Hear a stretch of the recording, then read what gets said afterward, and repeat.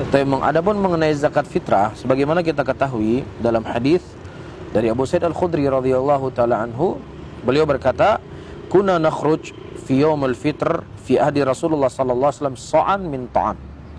Dulu kami mengeluarkan zakat di zaman Nabi sallallahu alaihi wasallam satu sa' dari makanan. Disebutkan di situ adalah makanan. Ya, dan sementara uang di zaman Nabi sallallahu alaihi wasallam itu ya sudah ada dinar dan dirham. Dan kaidah disebutkan oleh Aisyah radhiyallahu taala anha, "Ma khairan Nabi sallallahu alaihi wasallam baina amrain ila akhadha ayyasaruhuma illam yakun itsma." Tidaklah Nabi sallallahu alaihi wasallam diperhadapkan dua perkara kecuali beliau memilih di antara dua perkara yang paling mudah tersebut selama itu bukan perkara yang haram. Ini kaidah Nabi sallallahu alaihi wasallam ketika menghadapi sesuatu perkara. Nah, sekarang mana yang lebih mudah, seseorang mengeluarkan zakat fitrah dengan uang atau dia mengeluarkan zakat fitrah dengan makanan pokok? Mana yang lebih mudah, dokter? Lebih mudah, kita cerita lebih mudah ya. Lebih mudah uang. Lebih mudah dengan uang. Kan seperti itu. Ya.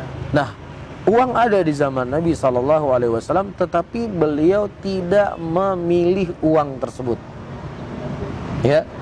Ini sekarang orang misalnya bawa beras atau gandum dulu, mungkin kurma dulu di zaman Nabi, ya 10 karung. Itu kan repot itu. Kalau dia kalikan 10 karung 10 juta, udah jadi mudah. Tetapi kaidah tadi apa kita sebutkan, tidaklah Rasul diperhadapkan dua perkara kecuali beliau memilih yang paling mudah di antara perkara tersebut selama perkara tersebut bukan terlarang.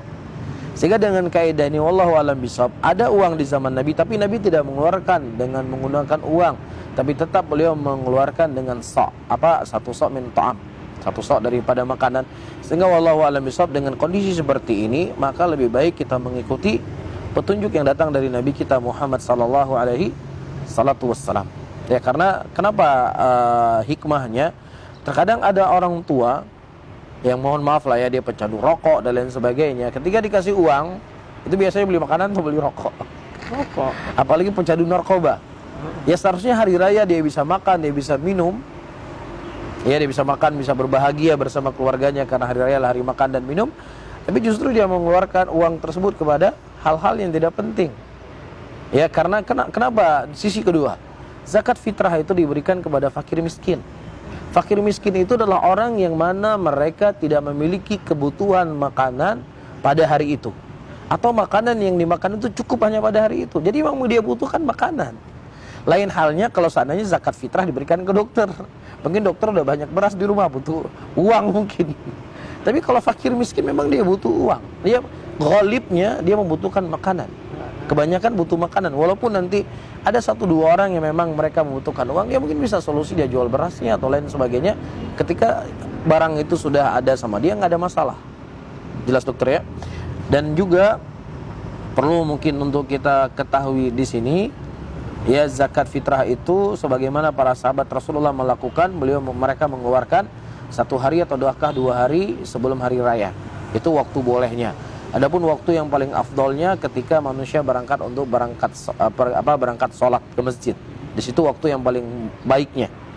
Namun kalau seandainya dia terlambat, lupa untuk menyerahkannya, maka kalau dia sengaja dia berdosa. Tetapi zakat fitrah tetap harus dia keluarkan walaupun sudah melewati waktu, karena itu sebuah kewajiban yang Allah wajibkan kepada dia.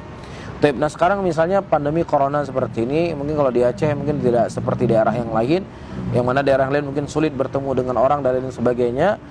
Maka dalam kondisi seperti ini yang tidak ada jalan kecuali memang harus mentransfer uang, ini mungkin lain masalah.